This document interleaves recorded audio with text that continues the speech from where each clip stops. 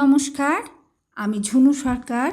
প্রতিবারের মতো আমার এই চ্যানেলে আমি আপনাদের কাছে আমার লেখা নিয়ে আসি এবং তা পাঠ করে শোনাই। আজকে সেই রকমই একটা গল্প নিয়ে এখানে এসেছি। আজকের গল্পের নাম কেষ্টা। শুরু করি আজকের গল্প, কেষ্টা।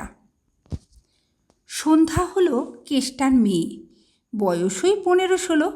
এক মাথা কোঁকড়ানো চুল, কপাল ছোট, মুখখানা খুব সুন্দর, গায়ের রঙ আধ ময়লা, সাদা রঙে শ্যাওলা পড়লে যেমন হয় আর কি। কেষ্টার একমাত্র মেয়ে ওই সন্ধ্যা, 7 চড়ে রা নেই। 6 বছর বয়সে, বিশেষ কিছু বুঝে উঠতে না পারার বয়সেই তার মা মারা গেল যক্ষ্মায়। কেষ্টাকে একেবারে কেষ্টু ঠাকুরের মতো দেখতে, কথাবার্তা খুব সুন্দর, দিনের বেলা প্রতিটি প্রশ্নের যথাযথ উত্তর দেওয়ার ক্ষমতা রাখে। কিন্তু রাতে কেষ্টার আর এক রূপ, সে কাউকে চিনতে পারে না, শুধুমাত্র সন্ধ্যাকে ছাড়া। রাত 8টা-9টা থেকেই তার নেশা শুরু হয়ে যায়। নেশা কেষ্টকে একটা যেন আবরণ আচ্ছাদনে মুড়ে রেখে দিয়েছিল। এই নেশার অন্য কিছু বদ অভ্যেস তাকে কিন্তু স্পর্শ পর্যন্ত করতে পারেনি। সন্ধ্যার মা ফুলু যখন সন্ধ্যাকে 6 বছরে রেখে পরপারে যাত্রা করে, কেষ্টাকে সকলে বলেছিল, কেষ্টা একটা বিয়ে করো, বাচ্চাটাকে দেখবে কে? কেষ্টা বলে, কেন, আমি কি নেই? আমি কি আমার শত্রুর মতো মেয়েকে ছেড়ে চলে গেছি?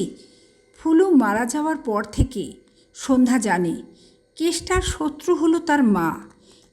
এই বড় হয়ে সে বুঝেছে এই ফুলুমাকে তার বাবা কত ভালোবাসে এখনও। একদিন বলতে শুনেছে, কাকে যেন বলছিল, আমি তাকে সাধে শত্রু বলি, সে আমার পরম শত্রু, চরম শত্রু। কেন বলো তো? বন্ধুকে সুদিন এলে সবাই ভুলে যায়, ও আমার শত্রু, ওকে আমি কোনো দিনও ভুলতে পারবো না, কারোকে কোনো দিনও ওর জায়গায় এনে বসাতে পারবো না। তারপর শুধুই কেঁদে গেছে নীরবে। সন্ধ্যার মাথায় যত চুল, বুদ্ধিটা কিন্তু অত দূর যায়নি। বরাবরের কম বুদ্ধির মেয়ে সন্ধ্যা, এটা তাকে যারা চেনে তারা সবাই বলে। খুব দরিদ্র ঘরে জন্মালেও আদরে ভরিয়ে রেখেছে কেষ্টা তার সন্ধ্যা মাকে। কেষ্টার রান্না খুব ভালো, সকাল থেকে তোড়জোড় শুরু, বিকাল 4টে থেকে ডালপুরি ভাজা স্টার্ট, সঙ্গে আলুর দম। যে একবার খেত তাকে আবার ঘুরে আসতে হতো। ভীষণ টেস্টি। ছোট দোকান, মাটির উনুনের ধোঁয়ায় চারদিকে ঝুল। এখন তো সন্ধ্যা একটু বড় হয়েছে, রাতে যখন সব বেচা কেনা শেষ হয়ে যায়, সন্ধ্যার বাবা বাসনপত্রগুলো ধুতে শুরু করে। সন্ধ্যা বারণ করলেও কিছুতেই শোনে না। হাসতে হাসতে বলে, তোর মাথা খারাপ? তোকে এই সব বাসন আমি ধুতে দেব? তোর হাত শক্ত হয়ে যাবে না? তোর শাশুড়ি বলবে, দেখেছ মা মরা মেয়েটাকে বাপটা কত খাটিয়েছে, ওপর থেকে আমার শত্রু তখন মুখ টেপে হাসবে। আমি বেঁচে থাকতে তুই কোনো দিন কোনো কঠিন কাজ করবি না, বুঝলি আমার দিব্যি। সন্ধ্যা এখন একটু কাঁদতে শিখেছে, স্রেফ নিজের জন্য, কাউকে দেখাবার জন্য নয়। আগে তো নাকি কান্না কাঁদতেই থাকতো, কখনো ক্যাডবেরিজের জন্য, কখনো আইসক্রিমের জন্য। জানতো সে চোখে একটুখানি জল আনলেই বাবা তাকে সব কিছু এনে দেবে। এখন তো অনেক বোঝে সন্ধ্যা। এই আগের মাসে ফাগুনে ওর সাথে একটা মেয়ে স্কুলে পড়তো। সন্ধ্যা ক্লাস 8 পর্যন্ত পড়ে ছেড়ে দিয়েছিল। মেয়েটা এবছর 12 ক্লাসে উঠেছে। ও একটা ছেলেকে সেই ক্লাস 8 থেকে ভালোবাসত। বাড়িতে অনেক বকাবকি, এমনকি মারধর করলেও ও কমলেশকে ছাড়েনি। হ্যাঁ, রূপালি যাকে ভালোবাসত তাকেই বিয়ে করছে। বাড়ি থেকে সব মেনে নিয়েছে। ছেলেটার সাইকেলের দোকান আর ওর বাবার মাছের ব্যবসা। ছেলেটার নাম কমলেশ। সন্ধ্যা কয়েকবার দেখেছে, কোনো দিন কথা বলেনি। ওর বিয়েতে গিয়েছিল সন্ধ্যা। কেষ্টা রূপালির জন্য একটা রূপোর নূপুর কিনে এনেছিল। আসলে একটা কিনেনি, 2 জোড়া কিনেছিল মধু স্যাকরার দোকান থেকে, নিজের মেয়ের আর মেয়ের বন্ধুর জন্য। ডিজাইনটা শুধু একটু আলাদা। সন্ধ্যা খুব খুশি, বিয়েতে পায়ে পড়ে গিয়েছিল। রূপালিও খুব আনন্দ করে সাথে সাথে পরে নিয়ে সবাইকে বলেছিল, মা দেখো কেষ্ট কাকু কি সুন্দর গিফট দিয়েছে। রূপালীর মা খুব আনন্দ করেছিল। তারপর সন্ধ্যার বাবার জন্য ফেরার সময় খাবার পাঠিয়ে দিয়েছিল। সন্ধ্যার গর্ব হয় তার বাবার জন্য। বাজারের মধ্যে মিষ্টির দোকানের পাশে একটা 4 চৌকো উঁচু জায়গায় সামান্য উপকরণ দিয়ে কেষ্টার দোকান সাজানো। এক পাশে দেওয়ালে একটা লম্বা র্যাক, সেখানে মশলা, তেল, রান্নার সরঞ্জাম আর মাটিতে উপুর করা থাকে মাজা ধোয়া হাঁড়ি, কড়া, খুন্তি, ঝাঁঝরি।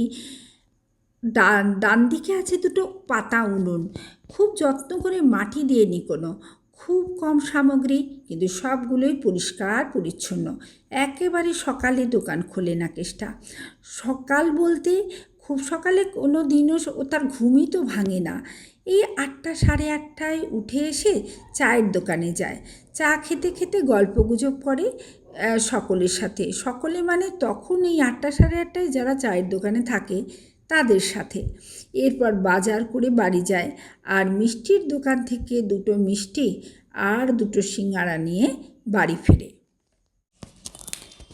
সন্ধ্যা ঘুম থেকে উঠে মুখ ধুয়ে ঘরের বাসি কাজকর্ম সেরে নেয়।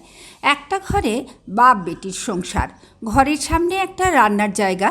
সন্ধ্যারা এখানে খুব বেশি দিন হলো আসেনি, এই পাড়াতেই থাকে অনেক দিন। যে বাড়িতে ভাড়া ছিল সেটা ভাঙা হচ্ছে, G+4 বিল্ডিং হবে, তাই ওটা ছেড়ে প্রমোটারের জোগাড় করা এই বাড়িতে ওরা উঠে এসেছে। জায়গাটা বেশ ভালোই লেগেছে সন্ধ্যার। এখানে জল কল সব হাতের কাছে, আর অন্য কোনো ভাড়াটিয়াও নেই। রাস্তা থেকে গেট দিয়ে ঢুকে একটা দোতলা বড় বাড়ি, এটাতে মালিকেরা থাকে। ওখান থেকে ভিতরে ঢুকে একটা বাগান, আর তার পাশের এই ঘর আর রান্নার জায়গা। এই দিকটা বেশ নিরিবিলি, কেউ আসে না এদিকে, তাই নিজেদের মতো করে ওরা থাকে। ঘরের বাসি কাজ শেষ করে চা করে সন্ধ্যা। চা খেয়ে রান্নার জোগাড় করে গুছিয়ে রেখে স্নানে যায়। স্নান করে দেওয়ালে একটা র্যাক আছে, তাতে একটা পাথরের বাটিতে শিবলিঙ্গ, লক্ষ্মী ঠাকুরের একটা আর রাধাকৃষ্ণের একটা বাঁধানো ফটো আছে। ধূপ বাতি জেলে জল মিষ্টি দিয়ে রোজ পুজো করে সন্ধ্যা। এবারে বাড়িওয়ালা গিন্নিমা স্নান করে ফুল তুলে নিয়ে যায় পুজোর জন্য। সন্ধ্যাকেও তা থেকে কিছু ফুল দিয়ে যায়। সন্ধ্যা সেই ফুলে রোজ ঠাকুর সাজায়। এখন দুপুরের দিকে রান্না সেরে রোজ একবার করে ওই ঠাকুমার ঘরে যায়। ঠাকুমা দোতলায় থাকেন, অনেক গল্প করে সন্ধ্যার সাথে। সন্ধ্যারও খুব ভালো লাগে। যেদিন ঠাকুমা বলে আজ শরীরটা ভালো লাগছে না রে, সন্ধ্যা খুব কষ্ট হয়। সন্ধ্যা তেল নিয়ে এসে হাত পা মালিশ করে দেয়, মাথায় হাত বুলিয়ে দেয়। দিন দিন সন্ধ্যা বাড়িওয়ালা ননিবালার খুব প্রিয়জন হয়ে উঠছে। একদিন সন্ধ্যা দেখে অনেকগুলো নারকেল রয়েছে ঘরের কোণে। সন্ধ্যা বলে, ঠাকুমা, কয়েকদিন ধরে দেখছি এই নারকেলগুলো এভাবেই পড়ে আছে, এগুলো একটু নাড়ু করে নিতে পারো তো, ঠাকুরকে দিতে পারবে রোজ? ঠাকুমা হেসে বলেন, কে করবে ওসব হাঙ্গামা? কেন, তোমাদের রান্নার মিতামাসি? 2টো রান্না করতেই যা বাসন ঠক ঠক করে, দেখছিস তো। 2 বৌমাই অফিস করে, ছেলেরাও সকাল সকাল বেরিয়ে যায়, তাই রান্নার লোক রাখা। তাও এত মেজাজ, কি বলবো। 2বার চা চাইলে বিরক্ত হয়। তারপর নিজেই ঠাকুমা বলে, এরপর যদি নাড়ু করতে বলি তাহলে আমাকেই গুড় দিয়ে পাকিয়ে দেবে বলে হাসে। থাক, সব পড়ে থাক। পরদিন সন্ধ্যা তাড়াতাড়ি ঘরের রান্না সেরে ঠাকুমার ঘরে এসে 4টে নারকেল কুড়ে একটা আলাদা স্টোভে নাড়ু করে ফেলে। তারপর একটু ঠান্ডা হলে সেগুলো পিতলের বয়ামে ঠাকুরের জন্য ভরে রেখে দিয়ে আসে। এইভাবে ননিবালার চোখের মনি হয়ে ওঠে সন্ধ্যা। চিড়ের নাড়ু, তিলের নাড়ু সব করে করে বয়াম ভরে রেখে দেয়। এগুলো আগে জানতো না, এই ঠাকুমাই তাকে বলে বলে শিখিয়েছে। এখন কেষ্টাও খুব আনন্দে আছে। মেয়েটাকে কেউ এমন আপন করে নিতে পারে এই প্রথম সে বুঝল। এই বাড়িতে ছন্দামাসি বলে একজন এসেছে নতুন। ছন্দামাসির বয়স বেশি না। ছন্দামাসি 2-3টে বাড়ির পাশের বাড়িতে থাকে, নিজেদের বাড়ি। এক দাদা আছে, উড়িষ্যায় চাকরি করে। আর ছন্দা যতদিন মা বাবা বেঁচে ছিল তাদের দেখাশোনা করে গেছে। একটিবারও তার দাদা এসে উঁকে মেরেও দেখেনি। আর ছন্দার বিয়ের কথাও ভাবেনি।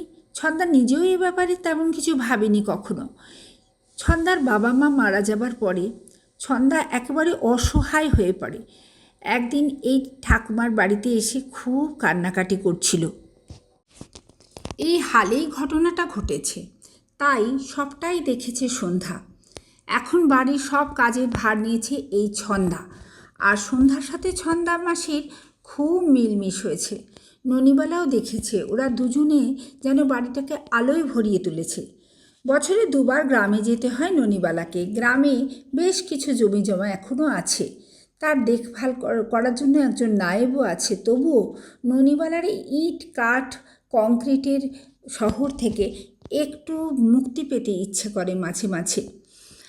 সন্ধ্যাকে নিয়ে যাবার কথাও মনে মনে ভাবে। কেষ্টাকেও এই ব্যাপারে জানায়। কেষ্টা প্রথমে এই ব্যাপারে কোনো কিছু ইচ্ছা প্রকাশ করেনি, তারপরে সন্ধ্যার আগ্রহ দেখে পারমিশন দিয়েছে। আর ননিবালা ছন্দাকে বলেছে কেষ্ট রান্নাবান্না করে দিতে, ওর বাসন ধুয়ে ঘর দোর পরিষ্কার করে দিতে। এই রকম চলছিল। গ্রামে গিয়ে সন্ধ্যার তো খুব আনন্দ। সে কোনো দিন এইভাবে কোথাও বেড়াতে যায়নি। মাঠ ভরা ফসল, পুকুর ভরা মাছ, গ্রামের মন্দির খুব ভালো লাগে। ননিবালা সন্ধ্যাকে আনন্দিত হতে দেখে নিজেও খুব খুশি হয়। 5 দিন ছিল গ্রামে। ফিরে আসার আগের দিন গ্রামের মোড়ল এসে ননিবালাকে বলে, মা, ও মা, আপনাকে একটা নিবেদন আছে। এই মেয়েটি কি মা? ননিবালা বলে, কেন মোড়ল মশাই? মেয়েটিকে আমার খুব পছন্দ। আমার বিশ্বর সাথে খুব ভালো মিলবে। আমারও ওই একটাই ছেলে। একটু দেখুন না মা, মেয়েটা যদি আমার ঘরে আসে বৌমা হয়ে, আপনার কি মত হবে? নাকি ছোট মুখে বড় কথা বলে ফেললাম মা? না না, এ তো ভালো কথা। ঘরের মেয়ে বড় হলে লোকের পছন্দ হতেই পারে, এটাতে দোষ কোথায়? যখন পরদিন ভোরে ট্রেনে করে ফিরবে বলে তোড়জোড় করছে ননিবালা আর সন্ধ্যা, তখন একটা গাড়ি এসে হর্ন দেয়। সন্ধ্যা বেরিয়ে এসে বলে, কাকে খুঁজছেন? আমি বিশ্ব। তা আপনি বিশ্ব ব্রহ্মাণ্ড যেই হন না কেন, অত জোরে হর্ন দিলে তো বাড়ির লোকের কানে বাজে, তাই না? আপনি ঝগড়া করছেন কেন? আমি আপনাকে ডাকিনি, ওই ঠাকুমাকে নিয়ে যাব বলে এসেছি। কে ঠাকুমা? কি নাম? জানি না অত। বাবা বললেন স্টেশনে পৌঁছে দিয়ে আসতে হবে, তাই এসেছি। ঠাকুমা ততক্ষণে নেমে এসেছেন। বলেন, তোমার বাবা এইমাত্র আমাকে ফোন করলো, আর তুমি 5 মিনিট দাঁড়াও, আমি এক্ষুনি আসছি। বাড়ি ফেরার পর সবাই সন্ধ্যার বিয়ের কথা শুনে তো খুশিতে আত্মহারা। ননিবালা আর তার 2 বৌমা তো কীভাবে সন্ধ্যাকে বিয়ের জন্য তৈরি করবে, দিন রাত সেই ভাবনায় অস্থির। এদিকে সন্ধ্যার মুখে হাসি মিলিয়ে গেছে। সন্ধ্যা তো বিয়ে করতেই চায় না। বাবাকে কে দেখবে? বাবা তো তার বুকের পাঁজর। এই 5 দিন সে বাড়িতে ছিল না, এসে দেখে বাবা যেন আধখানা হয়ে গেছে। না না, বিয়ে সে করবে না। বাবা যদি তাকে দেখতে না পায়, বাবা বাঁচবে? এদিকে গিন্নিমা এসে সন্ধ্যার বিয়ের খবর কেষ্টাকে শোনালে কেষ্টার চোখে আনন্দ অশ্রু ঝর্ণার মতো তিত্তির করে বইতে থাকে। ননিবালা বলে, কেঁদো না কেষ্টা, মেয়ে বড় হলে তাকে পরের ঘরে পাঠাতে হয়। তুমি তো ওকে চিরদিন তোমার বুকে করে আগলে রাখতে পারবে না বলো? মেয়েদের ধর্মই হলো পরের ঘরে আলো জ্বালানো। 2 দিন পর সন্ধ্যা ঠাকুমার ঘরে এসে কেঁদে পড়ল। ঠাকুমা, আমি বিয়ে করব না গো। আমার বাবাকে ছেড়ে আমি কোথায় যাব বলো? তুমি তো জানো আমরা বাপ বেটি একজন অপরজনকে ছেড়ে বাঁচতে পারবো না। কাপড় দিয়ে চোখ মুছিয়ে পাশে বসে ননিবালা বলে, ভালো সুযোগ বারবার আসে না। আমি তোর বাবার দেখাশোনা করার জন্য একজন দায়িত্ববান মানুষকে পেয়ে গেছি রে। তুই চিন্তা কেন করছিস? আমি আছি তো, নাকি? সন্ধ্যা জল ভরা চোখে ঠাকুমার দিকে তাকায়। সব ঠিক হয়ে যাবে, আমায় বিশ্বাস কর। 2 দিন পর কেষ্টাকে ঘরে ডেকে নেয়। ছন্দা ওই ঘরে একটা চেয়ারে বসেছিল জড়সড় হয়ে। কেষ্টা, আমি যা বলবো সেটা মেনে নিতে হবে, এটা এই মায়ের দাবি। কেষ্টা ঘরে ঢুকেই থমকে দাঁড়ায়। ছন্দাকে দেখে বোধহয় একটু ঘাবড়েও যায়। সব শুনে কেষ্টা বলে, মা, আমার চরম শত্রুকে তো আপনি জানেন। আমি তো আপনাদের সব বলেছি। সে তো আমায় ক্ষমা করবে না। আমি নিজেও আর কারোর দায়িত্ব নিতে পারবো না মা। ভেতরে ভেতরে আমি সত্যি খুব দুর্বল। বাইরেটা শুধু কোনো মতে জোর রেখেছি। না কেষ্টা, না, তোমার একটা গতি হলে সন্ধ্যাটাও নিশ্চিন্তে বরের ঘরে যেতে পারবে। তাকেও তো একটু মনের জোর বাড়িয়ে দিতে হবে নাকি? না হলে সে নিশ্চিন্তে শ্বশুরঘর করবে কি করে? কখনো কখনো প্রয়োজনটাকেও মেনে নিতে হয়। মেয়েটা আজ বাদে কাল চলে যাবে, তুমি নিজের মনের কথা কার সাথে ভাগ করবে বলো? আর একটা সত্যি কথা বলবো, এটা আমার উপলব্ধি, যে মানুষটা চলে যায় তারা সত্যি সত্যিই চলে যায়। আমরা তার জায়গাটাকে ভুলতে পারি না তো, তাই আমাদের মন দিয়ে তাদেরকে বাঁচিয়ে রাখি। তোমার এতদিনের শত্রু তোমার বর্তমান কোন কাজে লাগবে?